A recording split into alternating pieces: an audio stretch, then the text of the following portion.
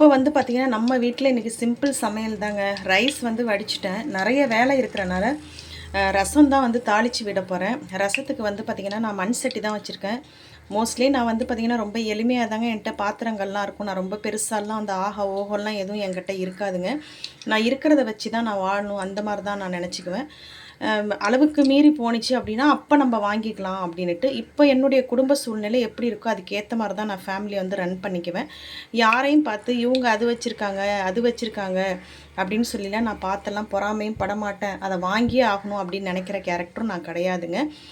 இப்போ பாருங்கள், நான் ரசம் தான் வந்து தாளித்து விட போகிறேன். எல்லாமே மிக்ஸ் பண்ணி வச்சுக்கிட்டேன். ரசத்துக்கு தேவையான பொருட்கள் எல்லாமே வந்து புளி, தக்காளி எல்லாமே வந்து ரெடி பண்ணி வச்சாச்சு.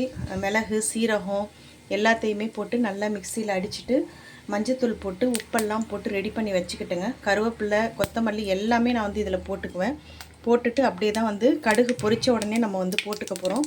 போட்டுட்டு ஒரு கொதி வந்த உடனே நம்ம வந்து ரசத்தை வந்து இறக்கிக்க வேண்டியதான்.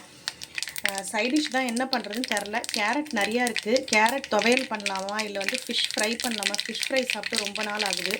என்ன பண்ணுறதுன்னு தெரில, பார்க்கலாம். இப்போ வந்து நல்லா கடுகு வந்து பொரிஞ்சிருச்சு. ரசத்துக்கு வந்து நம்ம ஊற்றிக்கலாங்க. ரசம் வந்து ஒரு கொதி வந்ததுமே நம்ம இறக்க வேண்டியதான். இன்றைக்கி வந்து என்கிட்ட கொத்தமல்லி இலை இல்லை, அதனால் வந்து கருவேப்பிலை தான் போட்டிருக்கேன்.